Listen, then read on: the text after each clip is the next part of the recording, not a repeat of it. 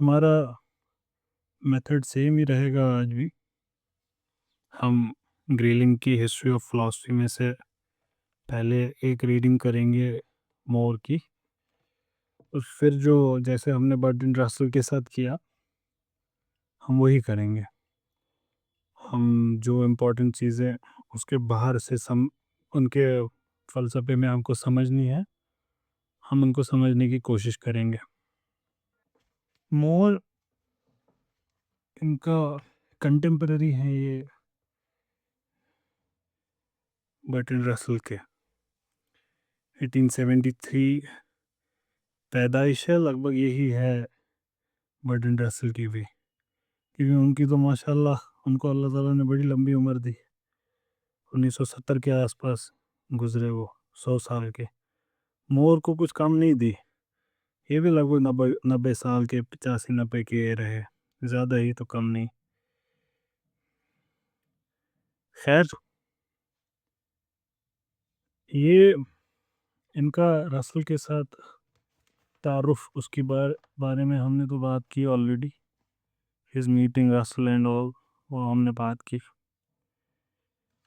ये भी एक जानी मानी हस्ती हैं अपने यहाँ की, ये भी ब्रिटेन के ही हैं।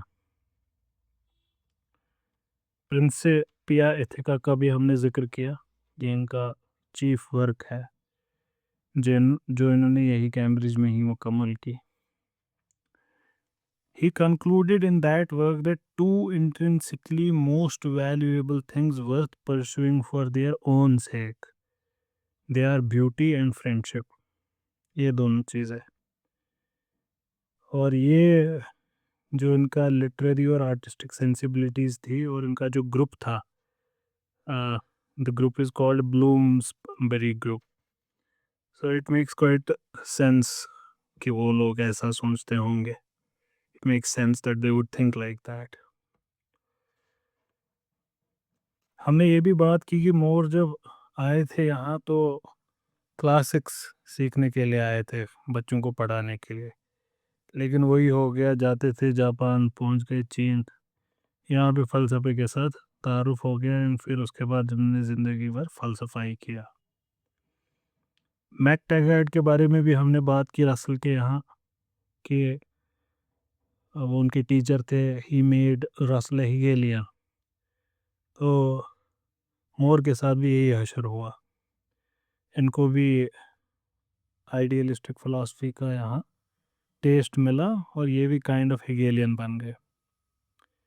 His prize fellowship essay on the metaphysical basis of ethics acknowledged his debt to Bradley, and at the same time subjected Kant's ethics to a sustained critique। ये भी किया है इन्होंने।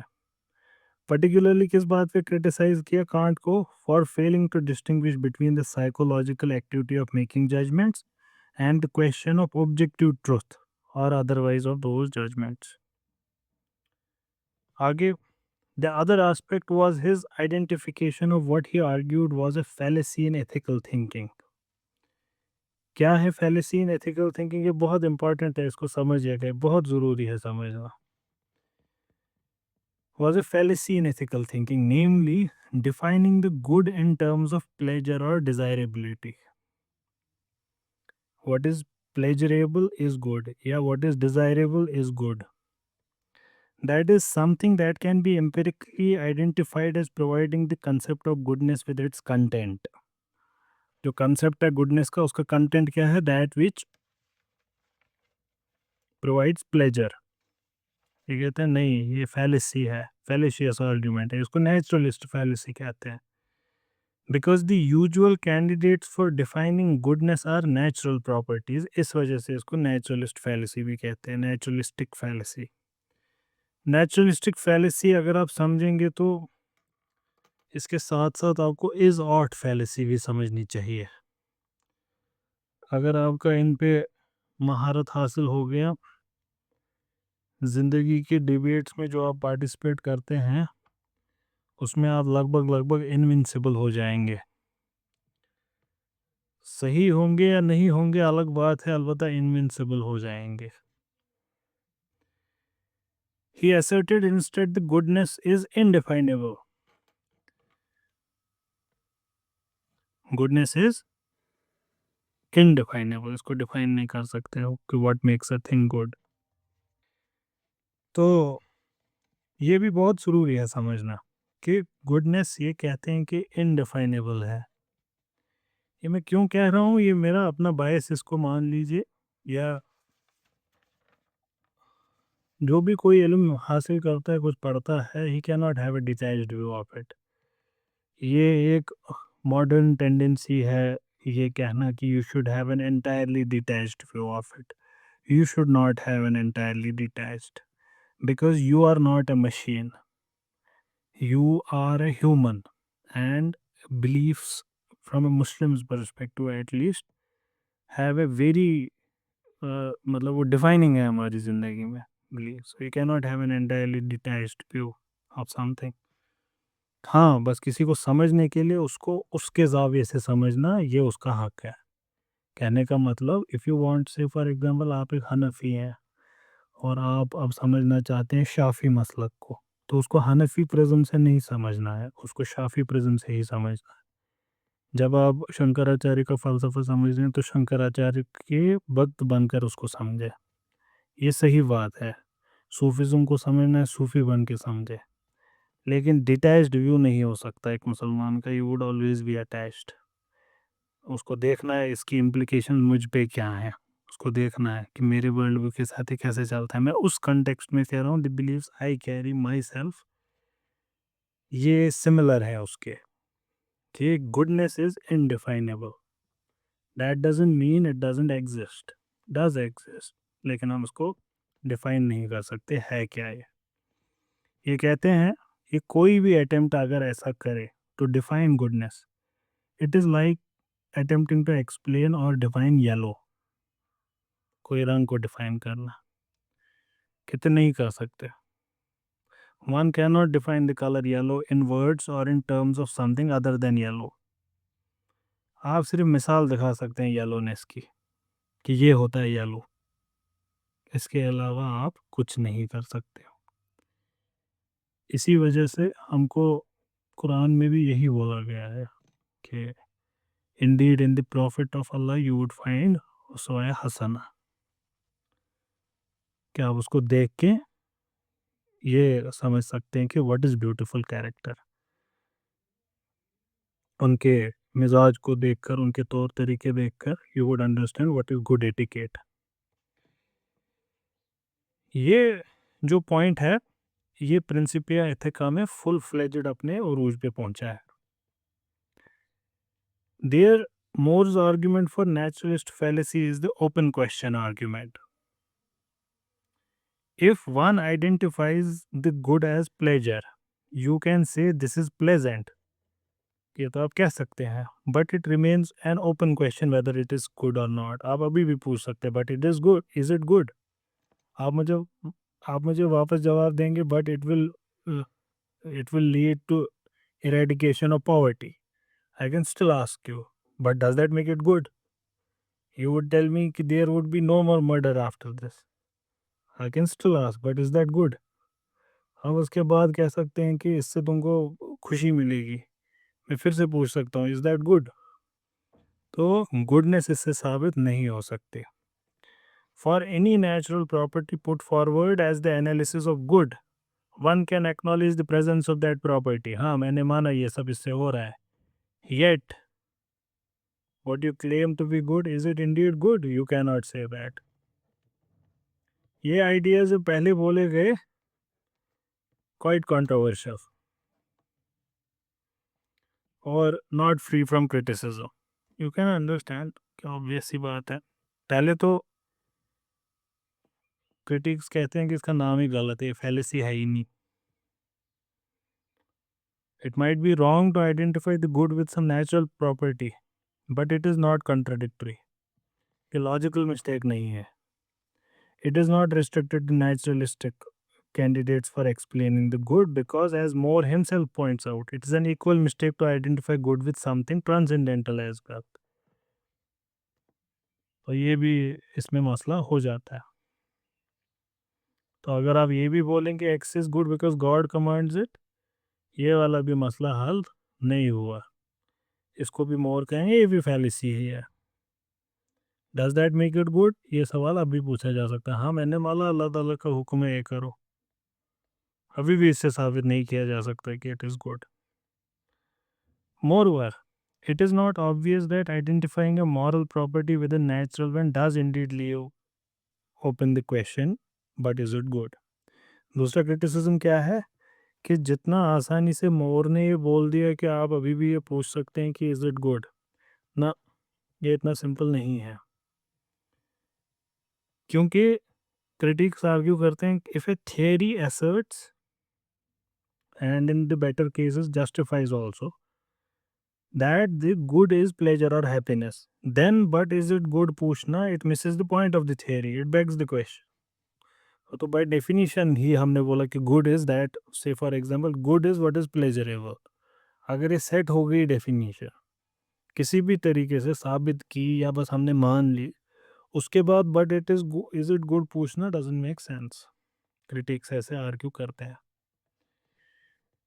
लेकिन हम मोर के शागिर्द हैं इस वक्त, हम इस वक्त मोर का फलसफा सीख रहे हैं, उनके क्रिटिक्स का नहीं। मोर हजरत, इन्होंने नेचुरलिस्ट फैलेसी के सामने सर झुका रखा था, ये इस पे यकीन रखते थे, ईमान था इनका इस पे। So that thing obliged him to address the question of how we can know or recognize the good when we meet it। अब ये तो बताएं हमको, चलो माना बात नहीं कर सकते इसके बारे में, पहचानेंगे कैसे इसको? मोर का आंसर वही है, ऐसे मान लीजिए कि I have always in my life been copying Moore and I did not know. His answer is कोई बात नहीं, जब आएगा सामने पहचान जाओगे। कोई इस पे आपको वर्नियर कैलिपर्स मेजर करने की ज़रूरत नहीं है। When you would see a good thing happening, you would realize a good thing has happened. He says good is indefinable. So how can I tell you कैसे पहचानोगे? But that's not the point. The point is you would get it through your intuition. You would intuit it. ये कहते हैं हमारे अंदर कुछ है, faculty of moral intuition, जो हमको मदद करती है रिकॉग्नाइज करने में कि क्या चीज़ अच्छी है क्या चीज़ बुरी है। मैंने नेवर भी एनकाउंटर इट। ये लेकिन अगर आप नोटिस करें ध्यान से, एक फिलोसॉफिकल एक्सप्लेनेशन है ही नहीं, ये लॉजिकल एक्सप्लेनेशन है ही नहीं। इसको हम एट बेस्ट साइकोलॉजिकल मान सकते हैं, पर लॉजिकल तो ये नहीं है। ये क्या टेडी फैकल्टी कहाँ से लाई? कौन सी फैकल्टी है आपके अंदर? How does it work? क्या ये सभी लोगों के लिए सेम है और इज इट डिफरेंट? इसको डिफाइन करें ना, आपने इतनी बड़ी बात बोल दी, डिफाइन करें ये क्या है। मॉरल डिफरेंसेस जो लोगों के अंदर है वो तो यही बताती हैं कि ये जो इंट्यूशन है सबका अलग अलग है। The claim that a faculty of moral intuition exists leaves no room for consideration of what can justify a moral judgment or conversely be invoked to criticize it। हम तो कभी लगा ही नहीं पाएंगे, अब फतवा क्या करें? कोई भी सही हो सकता है, कोई भी गलत हो सकता है। तो the worst result would be a species of relativistic anarchy। ये क्रिटिसिज्म है, ये क्रिटिसिज्म मैं भी सुनता हूँ जब मैं अपनी बातें करता हूँ, तो मुझे भी सब कहते हैं कि आप भी अनारकी तब कह रहे हैं थ्रू अनदर वे। लेकिन मुझे मोर का नहीं पता, हमारी अंडरस्टैंडिंग इस कंक्लूजन पे नहीं पहुंचती है। और ये देखिए अभी जब मोर कॉमन सेंस को डिफेंड करेंगे, फिर आप देखेंगे इस सवाल की क्या धज्जियां उड़ेंगी। मोर आर्ग्यू करेंगे कि तो यही प्रॉब्लम है फलसफे फिलोसफर्स की, you argue for the sake of argument. करके देखो एक बार, देखते हैं अनारकी होगी कि नहीं। मोर का आंसर ये होगा। मोर का आंसर है आप दिन भर आर्ग्यू करते रहोगे कि बाहर की दुनिया है कि नहीं। अगर आपके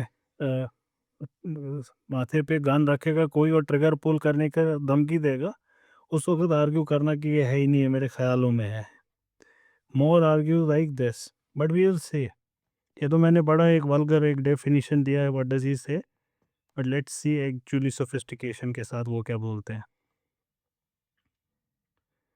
One result of Moore's view in this connection is what came to be called non-cognitivism in ethics. Non-cognitivism इनके फलसफे का एक नतीजा है.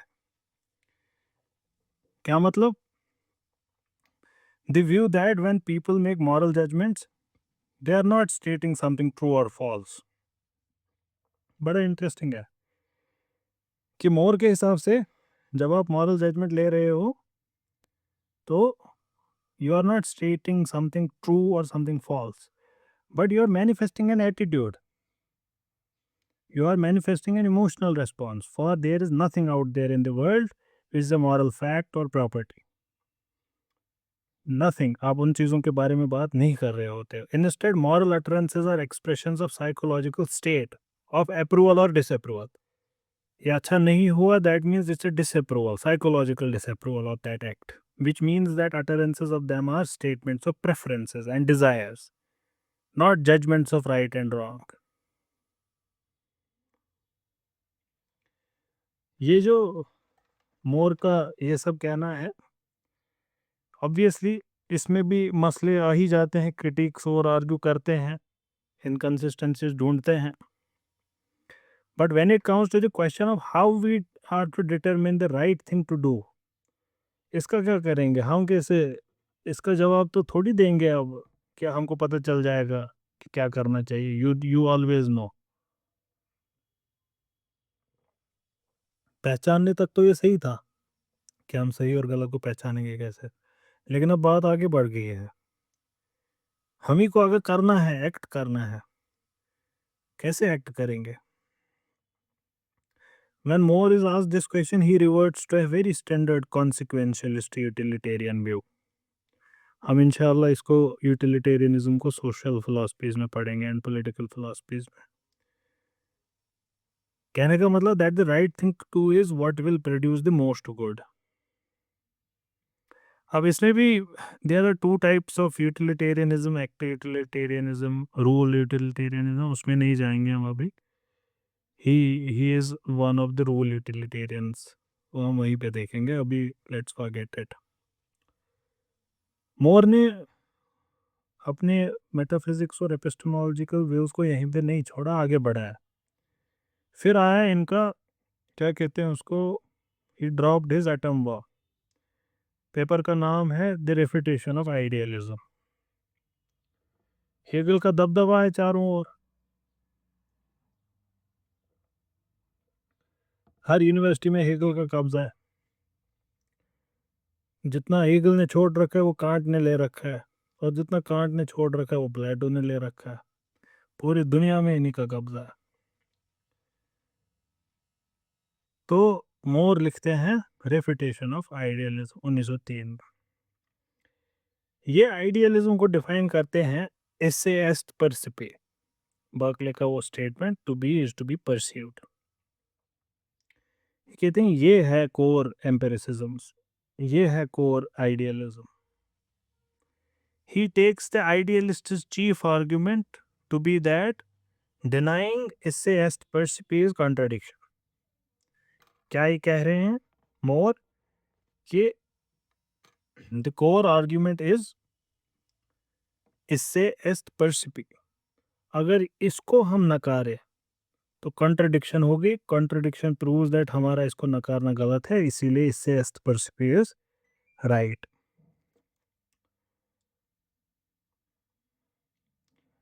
आगे बढ़ते हैं. इससे मसला क्या है, अब इसको ये कैसे हैंडल करेंगे? And correlatively that because the is the is of identity, existence, experience are the same things. Yellow and the sensation of yellow are absolutely identical. और ये क्या कह रहे हैं मोर, इसमें जो ये एस्ट वर्ड यूज हुआ, ऐसे एस्ट परसिपी, ऐसे इज परसिपी. ये कहते हैं ये जो इज है ये इज ऑफ आइडेंटिटी है, कि येलो और sensation of yellow one and the same thing है. If you can show somehow that they are not actually identical, आपका मसला हल हो गया. क्या कह रहे हैं मोर, कि अगर मैं ये दिखा दूं कि ये एस्से इस्ट परसिपी, एस्ते और परसिपी में डिफरेंस है, कुछ भी डिफरेंस है, हल्की सी भी मैंने दिखा दी तो साबित हो गया ऐसे इज नॉट परसिपी. If you can show that they are not absolutely identical, you will have thereby refuted idealism. ये निकले हैं अब सफर पे मोर साबित करने के लिए इस पेपर में.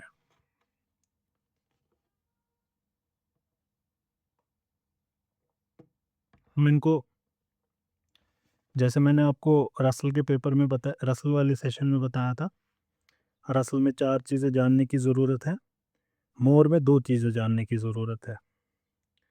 एक है रेफ्यूटेशन ऑफ आइडियलिज्म, उसी के अंदर सब्जेक्ट और ऑब्जेक्ट डिस्टिंक्शन थोड़ा बहुत, और दूसरा कॉमन सेंस. ये 2 चीज़ें जानने की हैं इनमें. हम इन दोनों टॉपिक को लास्ट में फिर से लेंगे. अभी हम देखते हैं ये कैसे इनको डिस्क्राइब कर रहे हैं, because he rights more like a story. तो यहाँ पे चीज़ें उतनी क्लैरिफाई नहीं हो जाती फिर, लेकिन जब वो रिपीट होंगी वो अच्छे से क्लियर होंगे. और ये कॉमन सेंस फिलोसफर है तो ये आपको आराम से समझ आएंगे ये जो कह रहे हैं बात. पहला आर्गुमेंट जो ये ऑफर करते हैं कि ऐसे परसिपी क्यों नहीं है.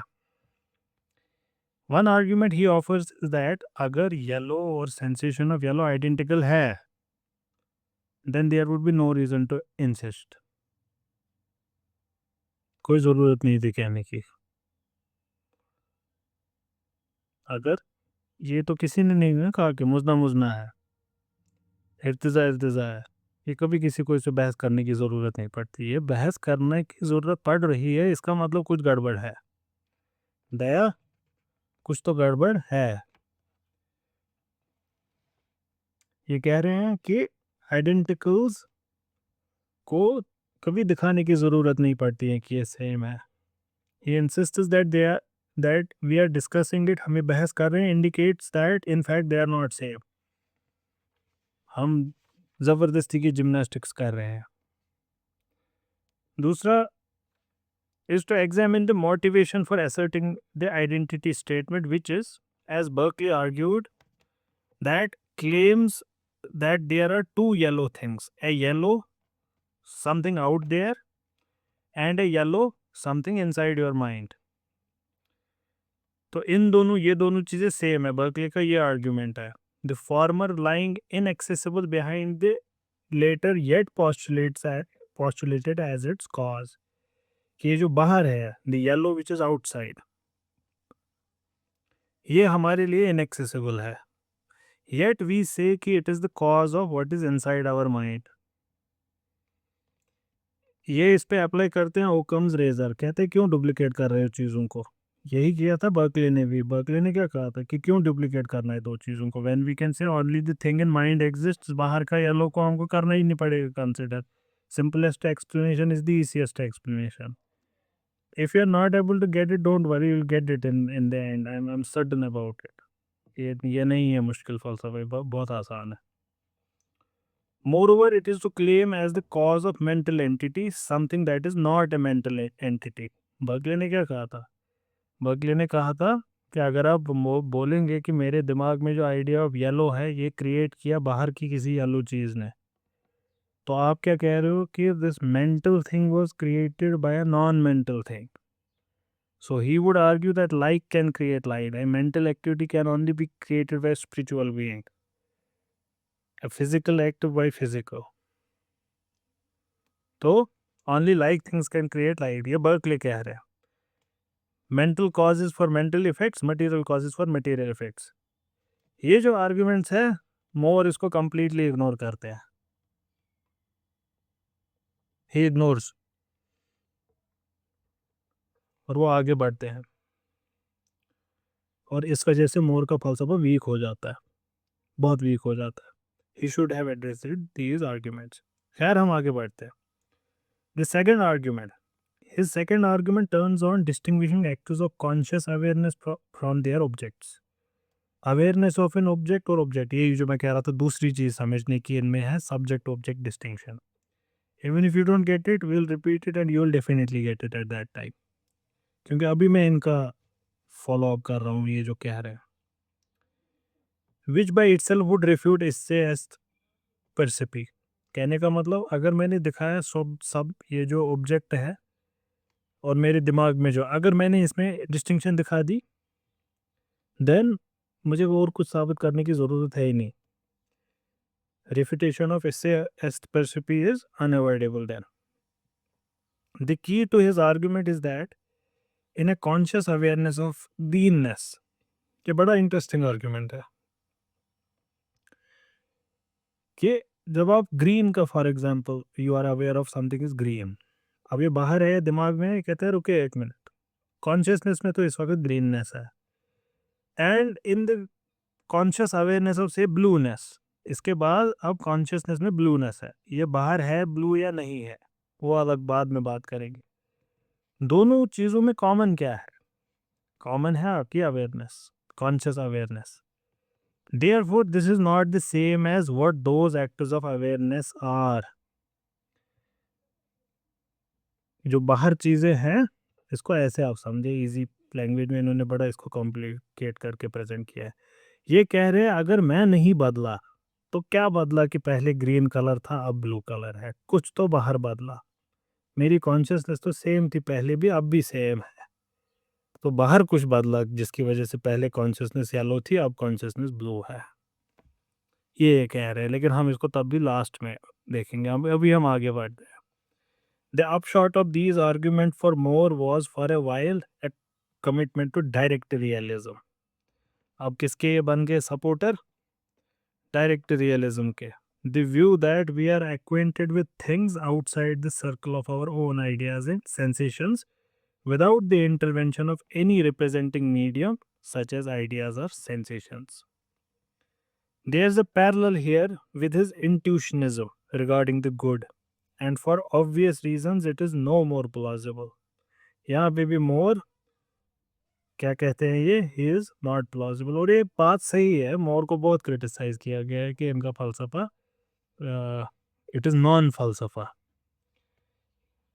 ही had to abandon it finally when he realized that it raised a problem about falsehood.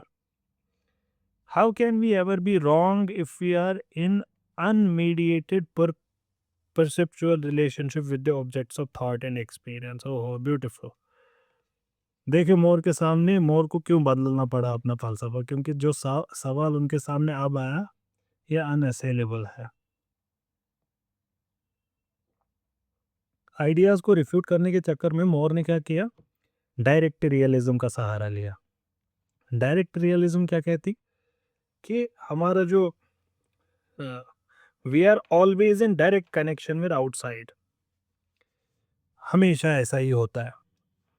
हम अपने आइडियाज़ और सेंसेशंस ये डायरेक्टली बाहर की दुनिया के साथ कांटेक्ट में होती हैं. बाहर बॉटल आए सामने, हमारी कॉन्शियसनेस में बॉटल आएगी. बाहर कोई सिक्का आया 5 रुपए का, तो आपकी कॉन्शियसनेस में 5 रुपए का सिक्का है. जो भी whatever is happening inside your consciousness is direct reflection of what is outside. हमेशा ऐसा होता है. On the face of it it appears right, लेकिन प्रॉब्लम कहाँ आती है? How to define falsehood, the problem of falsehood. How could we ever be wrong then if we are in unmediated perceptual relationship with the objects? अगर हमारा और objects के relation से ही हमारे अंदर कॉन्शियसनेस में चेंजेस आती हैं, तो ये गलत ऑब्जेक्ट तो बाहर आएगा नहीं, बाहर तो सही ऑब्जेक्ट ही आएगा हमेशा. तो फॉल्सहुड गलती को कैसे एक्सप्लेन करोगे? ये मसला था. मोर का सोल्यूशन क्या था इस प्रॉब्लम का? Moore's solution in the end was to accept that sense data can not be identical with the surface of objects. He gave up on it. लेकिन अब अगर ये वो करेंगे तो दूसरा पेंडोरास बॉक्स खुलेगा स्केप्टिसिज्म का. स्केप्टिसिज्म का दरवाज़ा कैसे बंद करेंगे? इसके लिए इन्होंने लाया फलसफा जिसको कहते हैं कॉमन सेंस. ये हमारे दो टॉम, मैंने बोला होगा मोर में दो चीज़ें सीखने की हैं, reputation of idealism and common sense. तो इस चीज़ के लिए he appeal to common sense. He claim to know with complete certainty many things. कहते हैं हमारा कॉमन सेंस हमको बताता है कि हम हैं, that we have a body, that this body always has been in contact with or not far away from earth, that earth existed and it has existed for some time, and ऐसे ही करते करते different common sense beliefs. He said we can know that what the ordinary meaning of common sense proposition says is certainly and wholly true. ये जो common sense proposition statements होते हैं, हम इनके बारे में कह सकते हैं कि जो भी ये कहते हैं, they are certain, they are wholly true, and that it is simply perverse of philosophers to question them. गलत करते हैं ये। For example, the ordinary meaning of the assertion that earth has existed for many years, इसमें कोई बहस ही नहीं है, आम इंसान हर एक इसको आराम से समझ आता है। लेकिन फिलोसफर क्या करता है, व्हाट डज एग्जिस्ट मीन? ये आप हर जगह देखेंगे, और more so when the traditionalists are speaking. जब भी ट्रेडिशनलिस्ट, कोई भी, किसी भी हिंदू, क्रिश्चियन, मुस्लिम, कहीं का भी ट्रेडिशनलिस्ट अगर मुंह खोलेगा, उसके पहले सवाल यही पूछे जाते हैं, but then what is existence? उनसे यही सवाल पूछे जाएंगे। बट अनफॉर्चुनेटली हमारे डिस्कोर्स में ऑपोजिट साइड पे ये सवाल अगर उनसे पूछेंगे, उनका फलसफा भी ऐसे ही फेल होगा। बट कोई बात नहीं, मोर कहते हैं कि फिलोसफर्स यही करते हैं कि बात सिंपल है, मुझे भूख लग रही है, आपसे सवाल है, बट व्हाट इज भूख, व्हाट इज मुझे? जबकि हर एक इंसान समझता है इस बंदे ने क्या कहा, आपको बिना बात के सवाल पूछने हैं। 1939 तक होते होते ये मसला इनका बड़ा रिफाइन हो चुका था। हम इन दोनों पे वापस आएंगे, not from this book, from elsewhere. 1939 में इन्होंने लिखा proof of the external world, ये बाहर की दुनिया एग्जिस्ट करती है। मोर ने डिफाइन किया एक्सटर्नल ऑब्जेक्ट्स को as things that do not depend upon being experience to exist. ये आपके एक्सपीरियंस पे डिपेंड नहीं करती कि आप देख रहे हैं तो तभी एग्जिस्ट कर रही है, no. And then said that he could prove the existence of two such things. अब देखिए कितने आसानी से इन्होंने कर दिया। कहते मैं दो चीज़ों की एग्जिस्टेंस आपको आराम से दिखा सकता हूँ। दोनों हाथ हवा में कर दिया आपने और बोला here is one and here is another. आप करते रहे बहस, ये तो लेकिन पता ही है सबको कि मेरे दो हाथ हैं। As a refutation of scepticism, this we know philosophically ये इनएडिक्वेट है, ये सारी बहस है। ये फिलोसॉफिकली इस पे क्वेश्चन मार्क्स लगा सकते हैं हम बड़े बड़े। But Moore claimed that he was trying not to disprove skepticism but to prove existence of external objects. This, however, might seem कि इन्होंने बस एक ट्रिकरी अडॉप्ट की है। ये जो फिलॉसफी के बड़े मसले हैं उनको इन्होंने एड्रेस नहीं किया। और फिलोसफर्स ने क्या किया? फिलोसफर्स तो इसी पे क्वेश्चन मार्क लगाते हैं। डेकार्ट ने भी स्केप्टिसिज्म के दरवाजे खोल रखे थे कि वी कैन डाउट एनीथिंग, तो this can also be doubted कि whether I have a hand or not. To read more is to see one example of analytical philosophy at work. क्या कहते हैं हमारे ऑथर कि जब हम मोर को पढ़ते हैं, आप क्या देख रहे होते हैं? एनालिटिक फिलॉसफी का प्रैक्टिकल एस्पेक्ट कैसे की जाती है ये philosophy, consisting in painstaking, minute, piecemeal examination of particular concepts. His practice is rather at odds with his strictures about the philosophers. ये जो भी पूछते हैं what do you mean by exists, तो ऑब्वियसली फिलोसफर्स की दुनिया में मोर को ज़्यादा सीरियसली नहीं लेंगे, ना ही इनकी, no one would like love him. His technique was aimed at showing that careful attention to concepts will dispose of philosophical problems.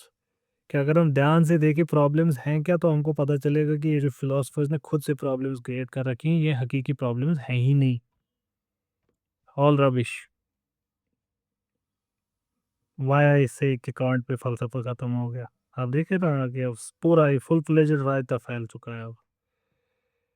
This idea transposed into the view that careful attention to standard use of language will dispose of philosophical problem, क्योंकि अगर हम language को सटीक करें, सीधा करें, तो philosophical problems rise ही नहीं होंगे। Indeed, on one view of philosophy itself recommended itself to the later Wittgenstein and the ordinary language philosophers of Oxford in the 1950s. अब मोर की हैसियत क्या है तब? हम मान सकते हैं कि बहुत रूडिमेंट्री है इनका फलसफा, बहुत रूडिमेंट्री है भी इनका, ये छोटे छोटे बीज इन्होंने बोए हैं। लेकिन एनालिटिक फलसफा फिर एज ए होल हमको पता है कि एक बहुत बड़ा स्कूल बन गया। फिर आगे का फलसफा इनफैक्ट समहाउ एनालिसिस ही है। In Moore's case, the unhurried Occam picking technique produced, it has to be said, rather feeble results. कुछ इन्होंने खास हासिल नहीं किया मोर ने. In the hands of other leading analytical philosophers then and later, the method of जो method इन्होंने बनाया, it has produced great results. जो इन्होंने ओकम्स रेजर बनाया उसको खुद ये इस्तेमाल शायद ना कर पाए, उससे खुद ये शायद कुछ भी ना साबित कर पाए, लेकिन जब आगे लोगों ने उन औजारों को इस्तेमाल किया जो ये छोड़ के गए थे, फिर बहुत कुछ हासिल हुआ. हमारा बुक से रीडिंग इसका मुकम्मल हो गया, लेकिन हम इन दो कंसेप्ट पे वापस आते हैं. रेफिटेशन ऑफ आइडियलिज्म से शुरू करते हैं और फिर defence of common sense in 10 minutes from now. Refutation of idealism, मैंने आपको बोला ये इनका पेपर ही है जो 1903 के आसपास पब्लिश हुआ.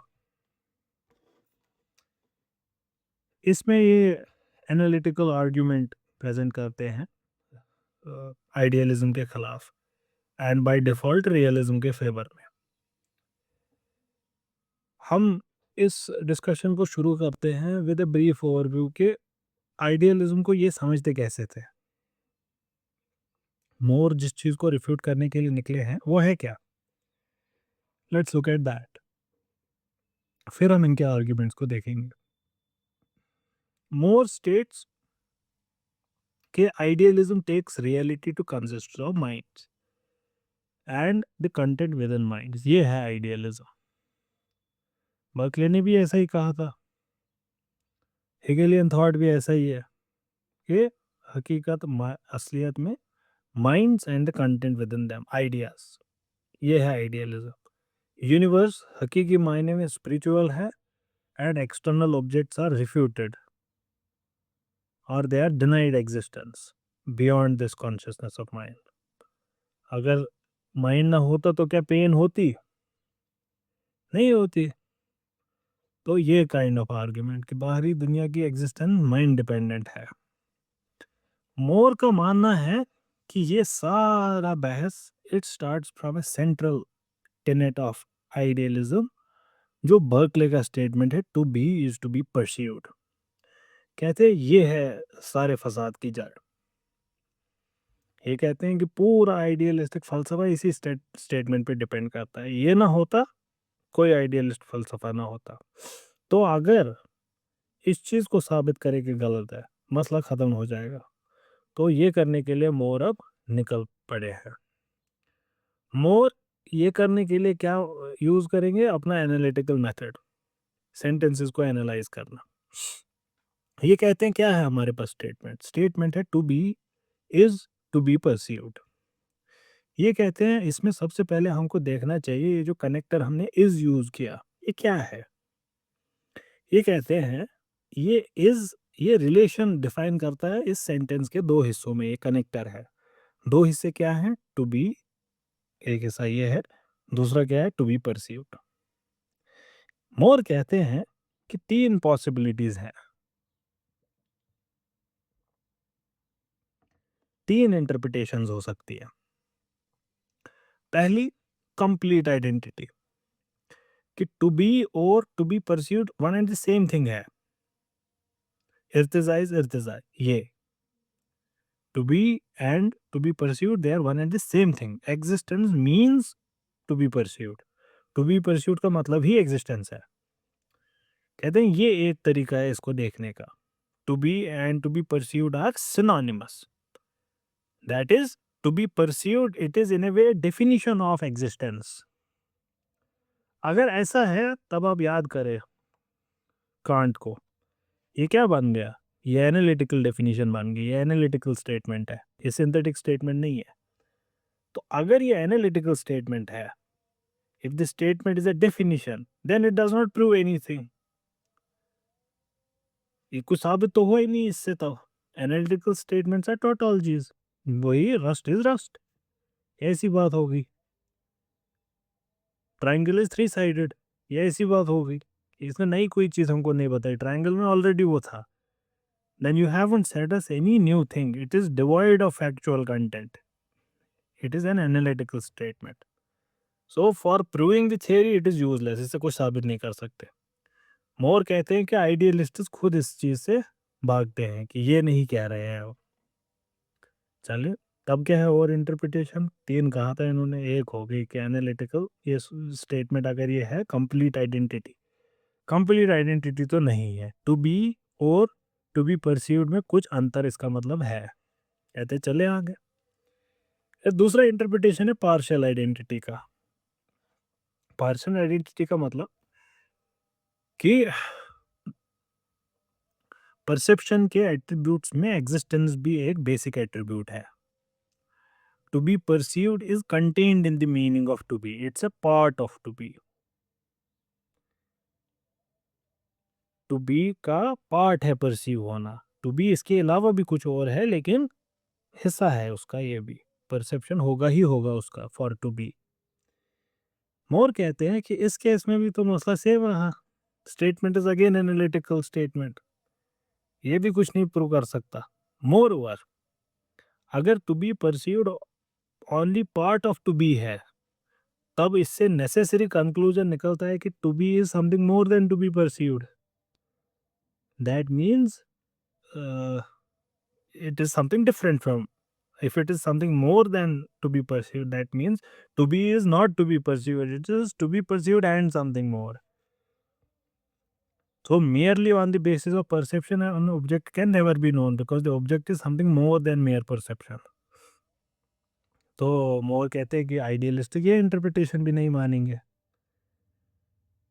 तो अब बचा हमारे पास तीसरा वाला। क्या तीसरा वाला ये है कि हाँ ठीक है, टू बी और टू बी परसीव्ड है तो different, but they are so necessarily connected कि to be is to be perceived. That existence of a thing is inferred from its perception and the inference can never be, इसको कभी destroy नहीं किया जा सकता inference को। कहने का मतलब to be and to be perceived are entirely different, कोई दिक्कत नहीं है हमको ये मानने में, yet they are necessarily related to each other. जैसे आग और तपिश। आग का मतलब ये गर्म होना, गर्म होना और आग है तो डिफरेंट, लेकिन ये दोनों हमेशा साथ ही होंगे 100%। ठीक। मोर कहते हैं कि ज्यादातर आइडियलिस्ट्स की इंटरप्रिटेशन इस स्टेटमेंट की यही है। कहते हैं लेकिन if to be and to be perceived are different, then this statement would be synthetic. अब ये एनालिटिकल रहा नहीं। In which case the argument that they are necessarily connected, necessary connection सिर्फ एनालिटिकल स्टेटमेंट्स का होगा, तो ये कनेक्शन नेसेसरी नहीं हो सकता कभी भी।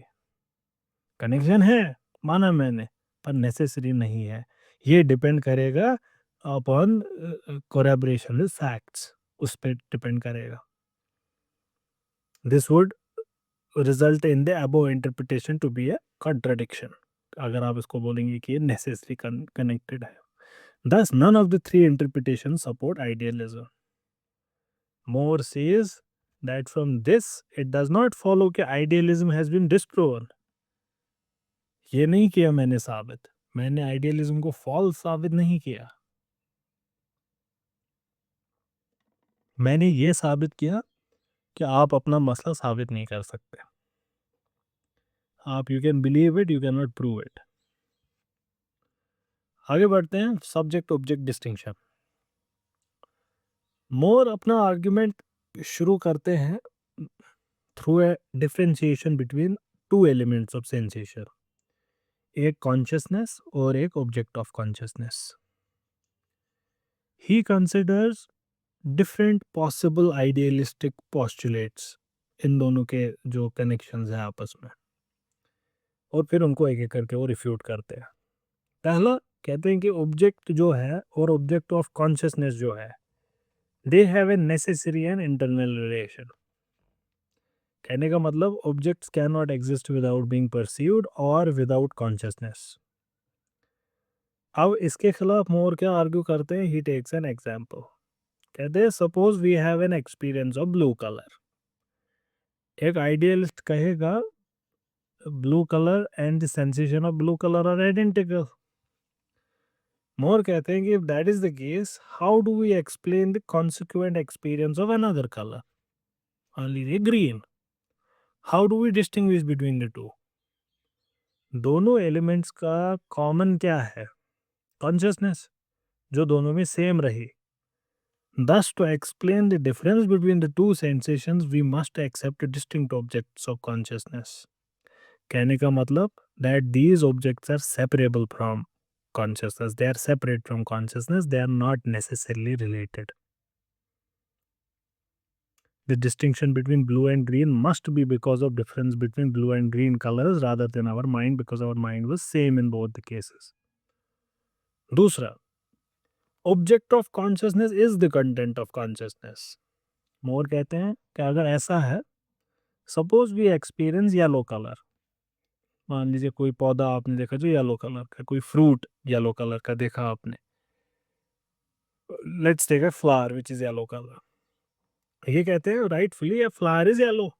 हम ऐसा कहेंगे because yellowness is contained in it. इसका पेटल्स, इसके फ्लावर्स, इसका सब कुछ, इसका तना, इसके ये leaves, they are all yellow.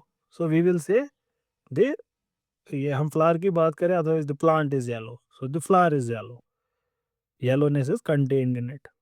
ये कहते हैं कि if it is assumed that sensation of yellow colour is content of consciousness itself, that means yellowness is contained in the consciousness.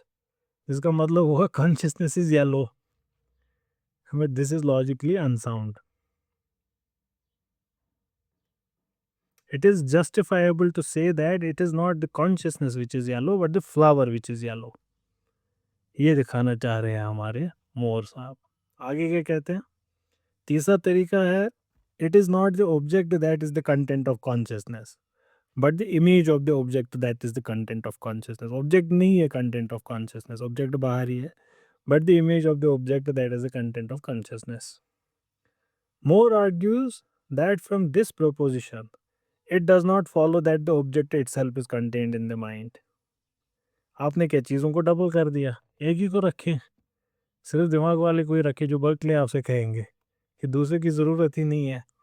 The image of the object alone being present in the mind can be made to construe that the object exists independently from mind while its image is sensed by the consciousness. और finally अपने realism के favour में मोर suggest करते हैं कि जैसे idealist accept करते हैं कि अपनी एग्जिस्टेंस को, अपने आइडियाज़ को, in the same way we have equal conviction about material object जो बाहर है. जैसे हम अपने बारे में श्योर हैं कि हम हैं, ऐसे ही हम बाहर की चीज़ों के बारे में भी श्योर है. फिर से आप देखिए कॉमन सेंस की हिंट आपको दिख रही होगी. This relation of awareness is so basic that it cannot B argued. इसके खिलाफ हम आर्ग्यू कर नहीं सकते. और इससे वो कहते हैं कि objects, material objects do exist and are separate from consciousness. ये कहते हैं the image of tiger in your mind, उससे आपका पसीना नहीं छूटेगा, लेकिन अगर सामने टाइगर आ गया तो it start sweating. There is a difference between the image of tiger and the tiger itself. Obviously ये क्रिटिसिज्म से फ्री नहीं है. पहला क्रिटिसिज्म अगर किसी ने भी नोटिस किया हो कि इन्होंने स्टार्ट एजम्पशन से किया, इससे एस्थपर्सिपी is the central tenet of idealism. ये तो एक एजम्पशन है, इसकी कोई साउंड ग्राउंडिंग नहीं है. प्लेटो का फलसफा इससे एस्थपर्सिपी पे नहीं है डिपेंडेंट. हीगल का फलसफा भी इस पे डिपेंडेंट नहीं है. तो अगर मोर सक्सेसफुल हुए भी, 2 मिनट के लिए अगर माना भी, तब क्या सक्सेसफुल हुए? बर्कले को गलत साबित करने में. इससे आगे कुछ भी नहीं. लेकिन अगर बर्कले पे भी देखें तो Moore has not comprehensively refuted Berkeley, as he does not refute Berkeley's acceptance of God as the ultimate ground and source of all ideas. तीसरा जो इन्होंने 3 इंटरप्रिटेशंस दी इससे एस्थपर्सिपी की, क्रिटिक्स आर्ग्यू करते हैं कि दीज आर नॉट फाइनल. यही 3 तरीके नहीं है इनको देखने के लिए. लेकिन फिर हम वापस कांट पे पहुंच जाते हैं. कांट ने जो सिंथेटिक एप्रियोरी जजमेंट की पॉसिबिलिटी ली कि एप्रियोरी होगा लेकिन सिंथेटिक होगा, तब तो मोर का आर्गुमेंट ख़त्म हो गया, जो उन्होंने कहा था कि this makes it synthetic and that's why it is not necessary. Can't ने सिंथेटिक एप्रियोरी जजमेंट को माना है कि नेसेसरी भी है लेकिन सिंथेटिक है, और मैंने उस वक्त भी आपको बोला था कि इस पे डिबेट ख़त्म हुई नहीं। डब्ल्यू.टी. स्टेस वो आर्ग्यू करते हैं कि refutation of realism says that just as idealism cannot be proven, it cannot be proved कि objects exist without any mind. ये दोनों चीज़ें अब डेड एंड है। One more reason why say philosophy ended with Kant. क्या अब बहस यही है कि इसको इस पे कांट को गलत साबित करें तो कुछ आगे हम बढ़ सकते हैं, लेकिन ये बहस अभी ख़त्म हुई नहीं। अब हर चीज़ पे मोर को हरा दिया हमने, तब भी इनकी इम्पोर्टेंस है। इनकी इम्पोर्टेंस इसके बावजूद है, even if we fail to refute idealism. और सबसे इम्पोर्टेंट ये है कि इनको he is a pioneer of realism, analytic फ़लसफ़े के फाउंडर है, जिसने फ़लसफ़े को हमेशा के लिए फिर चेंज कर दिया। One last thing we need to know from Moore is common sense. देखिए मोर क्या कहते हैं कॉमन सेंस के बारे में। मोर बिलीव दैट स्केप्टिक्स जो होते हैं और ये आइडियलिस्ट्स, ये ज़बरदस्ती बात का पतंगन बनाते हैं। ये चीज़ को बिना मतलब के कॉम्प्लिकेट कर देते हैं।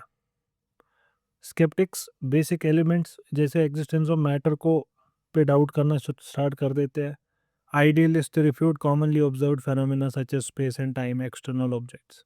तो दोनों ये बात बहुत गलत काम करते हैं, परवर्टेड वो ऑफ रियलिटी है दोनों का। मोर के हिसाब से अगर हम इनमें से कोई भी फलसफा एक्सेप्ट करें, हमारा नॉर्मल लाइफ ख़त्म हो जाएगा। It would be impossible to live the way we live. तो इस वजह से it's very important that we defend common sense. Common sense believes are to be defended against such arbitrary theories. Anything against our generally accepted beliefs are refuted. Moore उसको एक एक करके ये करते हैं डिस्ट्रॉय। लेकिन यहाँ पे भी मोर का वो सोफिस्टिकेशन, लैक ऑफ सोफिस्टिकेशन दिख जाता है। Finally at the end of the day आए तो थे क्लासिक्स सीखने, लेकिन फलसफा कर गए। तो कॉमन सेंस कोई पहले तो डिफाइन नहीं करते हैं कि ये कह किसके बारे में रहे हैं, लेकिन फिर से कॉमन सेंस बिलीफ वाला इसको रिफ्यूट करेगा इस आर्ग्यूमेंट को, बोलेगा तुमको नहीं पता चल रहा है किस बारे में बात कर रहे हैं। हर जगह करना है इसी पे बहस कि what do you mean. Common sense वही है जो सब लोग कॉमन सेंस को समझते हैं, to think about objects in a practical way, जैसे हम जिंदगी में सोचते हैं आम इंसान। यहाँ पे भी मोर को लेकिन कहीं कहीं से हम हिंट्स ले सकते हैं। फॉर एग्जांपल मोर बिल्कुल ये नहीं कह रहे कि जो भी बिलीव जितने भी लोगों के वो सब सही है, वो भी हमको पता चलता है because at places he criticise certain believes. Moore कहीं और हिंट देते हैं, जैसे ही एक्सेप्ट्स बाय जो भी बिलीव्स अडल्ट्स के होते हैं of average intelligence, of average literacy, he accepts them. और फिर ये कुछ बिलीव्स का ऐसा लिस्ट भी देते हैं जिससे हमें समझ आ जाता है कि किसके बारे में बात कर रहे हैं। जैसे ये कहते हैं कि मुझे पता है इस वक्त कि मैं हूँ, that there exist a living body, जिसकी जो मेरे आसपास है, जब मैं नज़र हिलाता हूँ मुझे वो दिखती है, और मुझे दिखता है कि ये मेरा जिस्म है। ये कॉमन सेंस बिलीफ है। ये कहते हैं कि I have different experiences regarding my self. कभी मैं खुश होता हूँ, कभी मैं दुखी होता हूँ, कभी मैं रोता हूँ, कभी एक्सटेसी फील्ड होता हूँ, कभी मोहब्बत में होता हूँ, कभी दिल टूटा होता है। एंड अदर ऑब्जेक्ट्स ऑल्सो, इनके भी मेरे डिफरेंट डिफरेंट एक्सपीरियंस होते हैं। And so do other human beings, ये भी मैं रोज़ एक्सपीरियंस करता हूँ। ये भी कॉमन सेंस बिलीफ है। बाहर की दुनिया है, ये कॉमन सेंस बिलीफ है। स्पेस टाइम है, ये कॉमन सेंस बिलीफ है। 6 आर्गुमेंट से देते हैं कॉमन सेंस बिलीव्स के डिफेंस में। ये कहीं पे ऐसे नहीं है कि उन्होंने लिस्ट थमा दिया होंगे ये लो 6 आर्गुमेंट्स, ये इनकी राइटिंग से कलेक्टेड है। पहला, universal acceptance. This is used both to explain common sense believes as well as to defend them. इससे हमको ये भी पता चलेगा है होते क्या है कॉमन सेंस बिलीव्स, और उनकी डिफेंस भी यही है, that they are believes widely accepted by all adults with an average intelligence and so can not be denied. Simple as that. दूसरा, कंपल्सिव एक्सेप्टेंस। कहते हैं एक मोर क्या कुछ बिलीव्स ऐसे हैं अगर हम उनको डिनाई करें जिंदगी इम्पॉसिबल हो जाएगी, so we are compelled to accept them. कहते हैं प्यास लगी तो क्या करें आप, प्यास लगी तो क्या करें, बहस करें कि प्यास लगी है कि नहीं, या बहस करें पानी से प्यास बुझती है कि नहीं, क्योंकि कॉजेलिटी तो एस्टेब्लिश कर नहीं पाओगे। पानी से प्यास बुझेगी ये कैसे साबित करोगे? तो पानी क्यों पियोगे? नहीं पियो पानी, लेकिन सब पानी पिएंगे, कोई कॉजेलिटी पे बहस नहीं करेगा उस टाइम। तो कंपल्सिव एक्सेप्टेंस है हमारी। कहते हैं तीसरा आर्ग्यूमेंट, आर्ग्यूमेंट में सेंस एक्सपीरियंस। कहते हैं सेंस एक्सपीरियंस साबित करता है कि बाहर की दुनिया है। कि कहते हैं कभी कभार माना मैंने कि रस्सी होती है लेकिन हमें सांप लगता है, सांप होता है हमें लगता है रस्सी है। So sometimes sense experience deceives us, लेकिन वो डिसेप्शन फिर से ही सेंस एक्सपीरियंस खुद ही क्लियर करता है, अरे नहीं उस्ताद सांप नहीं रस्सी है। तो कोई जरूरत नहीं है हमको सेंस एक्सपीरियंस को रिजेक्ट करने की। चौथा और ये बड़ा अच्छा है, आर्ग्यूमेंट फ्रॉम ड्रीम। आइडियलिस्ट एक एग्जांपल देते हैं सपने का, वो एक्सप्लेन कर रही है देखो सपने में भी तो आपको लगता है कि ये हकीकी है, तो explain how this world is a mental experience. क्या करते हैं आइडियलिस्ट, वो दिखाते हैं कि देखो सपने में आपको फील हो रहा होता है कि यही सब सच है, लेकिन जब जागते हो फिर क्या पता चलता है कि ये सपना है। इस आर्ग्यूमेंट को बिल्कुल टर्न द टेबल्स करते हैं, कहते हैं एग्जैक्टली माई पॉइंट, जागते हैं ना पता चल जाता है कि गलत है, जागते हुए कहाँ जागेगा आप। We understand that we are dreaming only because we are awake, so except we are awake, external world is not a dream then. फिर पांचवा आर्ग्यूमेंट, स्ट्रॉन्ग कन्विक्शन। कहते हैं we have a strong belief regarding common sense believes such that even a person refutes them he would yet follow it himself. Philosophers की hypocrisy, या भी वो hypocrisy दिखाएंगे भी एक, कि कहते तो हो आप 4 शादियां करोगे कितनी, ये बताओ, करोगे एक। तो फिलोसफर्स की hypocrisy, such that even if a person says something कि ऐसा नहीं है, कायनात नहीं है, लेकिन बिहेव कैसा करता है कि जैसे कायनात है। फाइनल आर्ग्यूमेंट, इनकंसिस्टेंसी, इसमें ये हिपोक्रेसी भी दिखाएंगे। ये कहते हैं इनकंसिस्टेंसीज को अवॉइड करने के लिए both logical and pragmatic we must accept common sense beliefs. For example if we argue कि we can not perceive another's mind, इस स्टेटमेंट में आपने वी बोल दिया, it itself logically implies that we accept others apart from us. अब देखिए Hume, Hume ने existence ही deny की सबकी, खत्म ही कर दिया सबको, तितर बितर कर दिया, लेकिन पूरी उनकी किताब प्रोनाउन से भरी हुई है, यू आई दे ही। क्या कर रहे हो, ये जिस वर्ड्स यूज कर रहे हो इनको सेंसलेसली यूज कर रहे हो, तो क्या। Secondly we may argue that space and time are unreal, yet in our life we behave as if they were existing. So this is a pragmatic inconsistency. You should behave as if they are not existing. Can you behave like that? It is not possible to behave like that.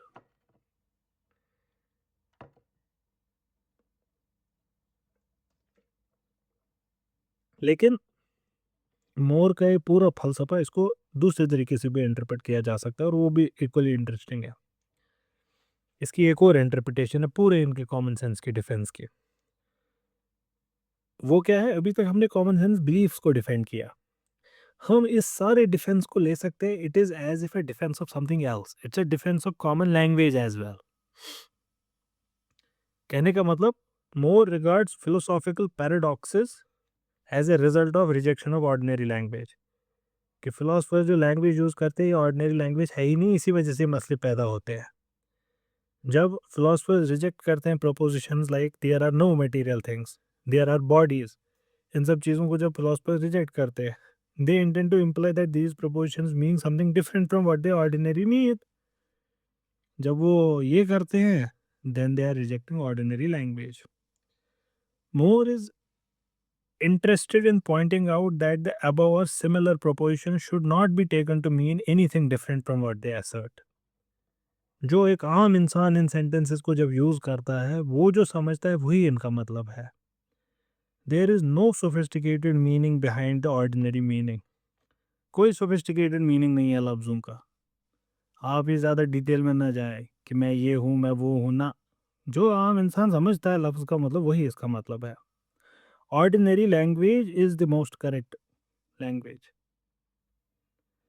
To philosophers' assertion, no material things except exist unperceived. More would reply, why what you are saying is absurd. For no one perceived my bedroom while I was fast asleep last night. Yet it did not cease to exist. I was sleeping on it. किसी ने नहीं देखा उस पलंग को पर वो था वहीं पे। सिंपल रैशनल आर्ग्यूमेंट्स मतलब सटीक टू द पॉइंट आम इंसान के समझ आने वाले आर्ग्यूमेंट्स है ये। फिलोसफर कहता है we do not know for certain the truth of any statement about material things. Moore कहते हैं both of us know for certain that there are chairs in this room. नहीं मानोगे अगर मैं सर पे फोड़ूंगा फिर बताना कि नहीं माना मैंने। Moore is to the point कि if you are telling me कि चेयर है ही नहीं रूम में, साबित ही नहीं कर सकते चेयर है, मैं दिखाऊं साबित करके अभी। कहते हैं how absurd it would be to say that we do not know but only believe it कि यहाँ पे चेयर है। मोर कहते हैं how absurd it would be to say that it is highly probable that I am sitting in a chair but I do not know. Moore is simply saying that in ordinary language when we use such words as material things we mean such objects tables chairs etc। इसमें और आगे जाने की जरूरत नहीं है। बहस करोगे सब मामला बिगाड़ दोगे। ऑर्डिनरी लैंग्वेज में knowing means knowing with certainty. आप ये बहस करते हो व्हाट इज नोइंग। नोइंग भी क्या होता है, हर एक चीज को इतना कॉम्प्लिकेट करना कि मसला ही बिगड़ जाए। जब हम हमारी कॉमन लैंग्वेज में नोइंग कहते हैं we are not saying believing, we say we are certain I know it. Moore's argument is that it would be absurd to say that a person who is sitting in a chair only believes that he is sitting. He knows he is sitting. ये कहते हैं मोर ordinary language facts को misrepresent भी नहीं करती। Philosophers misrepresent करते हैं facts को, वो डिस्टॉर्ट करते हैं फैक्ट्स को by employing sophisticated language. Ordinary language statements को वो सोफिस्टिकेशन में इतना बिगाड़ देते हैं कि पूरा मसला ख़राब कर देते हैं। मोर का आर्ग्यूमेंट ये है कि फिलोसॉफिकल पैराडॉक्सेस जो उठते हैं वो इसलिए उठते हैं क्योंकि आपने एक सीधी सादी लैंग्वेज को बिगाड़ दिया होता है, उसको सोफिस्टिकेट कर दिया होता है। जब बर्कले आर्ग्यू करते हैं एसे एस्ट परसिपी he is misinterpreting ordinary language, जिसमें जब हम कहते हैं देयर इज एन एप्पल, उसका मतलब क्या होता है, an apple is physically present. ये होता है इसका मतलब, चाहे मैं इसको देखूं ना देखूं उसका कोई लेना देना नहीं है इससे। जब हम कह रहे हैं कि देयर इज एन एप्पल, इसका मतलब an apple is physically present there, whether I am looking at it or not doesn't matter. Most philosophical controversies therefore are a result of what? यही sophisticated और hidden meaning को ढूंढना जो वहाँ है ही नहीं। तो जब मोर कॉमन सेंस को डिफेंड कर रहे होते हैं we can also interpret it as he is defending common language. However छोड़ेंगे नहीं ना किसी को, क्रिटिसिज्म तो हर जगह है। However it might be asked of more कि if ordinary language is suitable to express facts, then what is the task of a philosopher? तब क्या हम सब ऐसी बेवकूफ़ एक्टिविटी में पार्टिसिपेट कर रहे हैं? मोर थिंग्स फिलोसफर की ज़रूरत है। किस लिए है? His task consist in analysing the meaning of ordinary language. अब यहाँ पे फंस गए मोर। बर्कले बोलेगा मैं क्या कर रहा हूँ। You said there is an apple, मैं उसी को तो अब एनालाइज कर रहा हूँ। In some judgements of perception and the status of sense data, ये जो इनके राइटिंग्स हैं, Moore himself does this analysis of ordinary judgements that I see a table I see a chair, इनका मतलब क्या है। और यहाँ पे वो कोशिश करते हैं इनकी मीनिंग निकालने की, और ये वही कर बैठे जिसको ये क्रिटिसाइज कर रहे थे। अगर ये सही है कि फिलोसफर्स का मकसद फिलोसॉफिकल टास्क है एनालिसिस, तब जब आप एनालिसिस करेंगे आप वही काम कर रहे हैं जिसको मोर क्रिटिसाइज कर रहे थे। that is actually trying to find sophisticated meaning under ordinary statements. Gilbert राइल एक अजीम हस्ती है, वो पॉइंट आउट करते हैं that when we see an object we never see the sense data but the object itself. We see tables, we see chair, ये सारी चीज़ें. We do not see parts of chair, we do not see parts of surface of chair, we do not see patches of colour. ये सारी चीज़ें हम नहीं करते. No deep analysis is required to understand when what we say cricket match चल रहा है. कोई इसकी एनालिसिस करने की ज़रूरत नहीं है ज़्यादा. ये एक फुटबॉल स्टेडियम है, ये गिटार है, कोई ज़्यादा एनालिसिस करने की ज़रूरत नहीं है, हम इसको ईज़िली समझ लेते हैं. तो Ryle kind of defender of ordinary language हैं, but he is more consistent than Moore, क्योंकि मोर खुद गलती कर बैठे, राइल करते ही नहीं है. कहते इसमें क्या मजा आगे इसको फर्दर एनालिसिस करने है, समझे नहीं कि मैंने क्या कहा, सब लोग समझ जाते हैं. He is interested in eliminating all such theories और मिथ्स, जिससे फिलोसॉफिकल वोकेबलरी बनती है और जिसमें कॉमन यू लैंग्वेज का कोई इस्तेमाल नहीं है. The theory of sense data is also the philosophers myth Ryle के लिए. In ordinary language we never say we observe sense data. ये क्या क्या बातें कर रहे हो आप, फिलोसफर्स को कह रहे हैं Ryle. We never say that we observe patches of colour और ग्लिम्पसेस ऑफ थिंग्स. ये हम कहते ही नहीं, हम सीधे बोलते हैं कि मैंने आज जंगल में शेर देखा. आप नहीं कहते हैं कि मैंने एक स्मेल देखी, मैंने एक ब्राउन रंग देखा, मैंने एक टेक्सचर देखा. आप ऐसा नहीं कहते, आप कहते मैंने शेर देखा. तो इसको वैसे ही रहने दे. If there were such things as sense data there would have been common expressions appropriate them. मतलब अगर ये चीज़ सही होती जो आप कह रहे हैं, तब उसके लिए हमारे लैंग्वेज में वर्ड्स भी होते. हमारे लैंग्वेज में उन चीज़ के लिए वर्ड्स ही नहीं है. That means we don't think like that. Words क्या है? It's a repository of knowledge. और जब उनके लिए वर्ड्स ही नहीं है, दैट मीन्स हम उन चीज़ों के बारे में बात ही नहीं कर रहे होते हैं. जैसे there is no word for pheran in English. Why? Because they don't use pheran. Kashmiris use करते हैं फेरन, कश्मीरी में वर्ड है उसके लिए. हमने मोटर इजाद नहीं किया, अंग्रेज़ों ने इजाद किया, उन्होंने उसका नाम मोटर रखा, हम आज तक मोटर ही कह रहे हैं उसको. Though Moore does not doubt the truth of statements of ordinary language, yet he says कि एनालिसिस तब भी ज़रूरी है. But when he undertakes an analysis of statement, he ends up doing sophistication. ये इनका एक और inconsistency है. It may be argued against him कि that his opponent Berkeley was also doing the same thing जो आप कर रहे हैं. Finally, मोर का जो डिफेंस है कॉमन सेंस का, this would have been more complete if he defined common sense. जो पहला क्रिटिसिज्म है वही. इन्होंने तो हमें बोला भी नहीं कॉमन सेंस होता क्या है. खुद ये क्रिटिसाइज करते हैं कॉमन सेंस बिलीफ जो हमको बताता. For example, sun is smaller than the earth. ये हम अपने एक्सपीरियंस से देखते हैं, अर्थ हमको बड़ी लगती है, सन हमको छोटा लगता है. Yet he says it is false. While belief such as God exists, ये तो वाइडली बिलीव्ड है. Yet he says it can not be accepted. ये एक मसला है. Moreover his arguments are always generic. वो फिलोसॉफिकल सेट वो आपको दिखा होगा ऑलरेडी. सोफिस्टिकेशन नहीं है इनकी लैंग्वेज में, सेटिस्फैक्टरी आर्ग्यूमेंट्स नहीं है. कन्विक्शन और compulsive acceptance are psychological criteria, ये लॉजिकल क्राइटेरिया नहीं है. विटगेनस्टीन वो क्वेश्चन करते हैं मेथड ऑफ जस्टिफिकेशन जो मोर ने इस्तेमाल किया, यही वाला कि साइकोलॉजिकल है, ये लॉजिकल नहीं है. विटगेनस्टीन खुद असर्ट करते हैं that there was no argument needed to defend common sense believe, कि आर्ग्यू करने की ज़रूरत भी नहीं थी इन चीज़ों को. खैर यहाँ पे फिर वही हो जाता है कि वो रास्ता ओपन रह जाता है, आप कोई भी साइड ले ले फाइनली.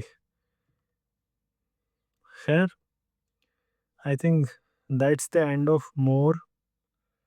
अब हम देखते हैं अगला कौन सा लेंगे कल इंशाल्लाह. प्रोबेबली विटगेनस्टाइन का अर्ली, मैंने आपको बोला विटगेनस्टाइन को 2 फिलोसफर्स भी माना जाता है। So he is studied as early Wittgenstein and late Wittgenstein. तो खैर लेट्स सी, लॉजिकल पॉजिटिविज्म भी देखेंगे, दो में से एक चीज़ कल देखेंगे, या तो विटगेनस्टाइन या तो लॉजिकल पॉजिटिविज्म। देखते हैं बुक ने क्या लिया है पहले, बुक ने क्या लिया है। बुक ने अर्ली फिलोसफी ऑफ विटगेनस्टाइन, मुझे लग रहा है ऐसा ही करेंगे हम इनको फॉलो करेंगे, फॉलो करने के बाद हम इन्हीं फिलोसफर्स को वैसे पढ़ेंगे जैसे अभी हमने रिपीट किया। लेट्स सी, चलें, thank you so much for being here.